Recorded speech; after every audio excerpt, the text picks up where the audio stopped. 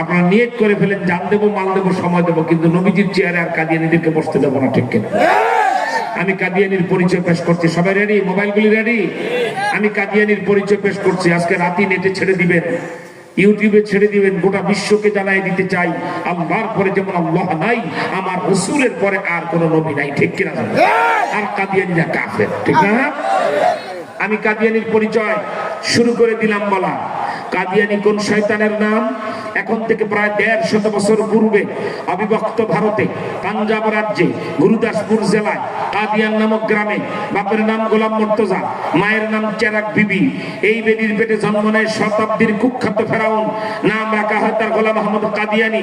এই বেয়াদব এখন থেকে ১০০ বছর পূর্বে উর্দুতে একটা বই লেখে, বইটার নাম কি?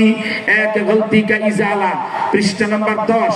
এই বইটার ১০ নম্বর পৃষ্ঠায় বেয়াদব কাদিয়ানী লিখে, মোহাম্মদ আখিরি পয়গম্বর নেহি হ্যায়, मैं ही आखिरी पैगंबर हूं, মোহাম্মদ শেষ নবী নয়, আমি শেষ নবী। বলেন নাউজুবিল্লাহ। মানবেন? আপনারা মানবেন? আমার ভাইরা, এখানেই শেষ নয়, এই একই বইয়ের পরের পৃষ্ঠা, বইটির নাম আবার বলছি, এক গলতি কা ইজালা, পৃষ্ঠা নাম্বার 11। 11 নম্বর পৃষ্ঠা বেয়াদব লেখে, मैं मोहम्मद से बढ़कर नबी हूं, আমি মুহাম্মদের চেয়ে আরো বড় নবী। কোথায় লেখতালি, কোথায় জুতার কালি? কোথায় আমার রাসূল, যাকে দেখতে আসমানের চাঁদ 2 টুকরা হয়ে জমিনে পড়ে গেছে? সুবহানাল্লাহ বলেন। রাস্তা দিয়ে হেঁটে গেলে গাছের ডাল বাঁকা হয়ে যাকে বাতাস করত। আল্লাহু আকবার।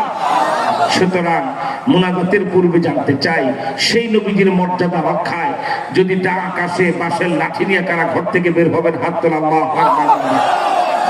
আলহামদুলিল্লাহ।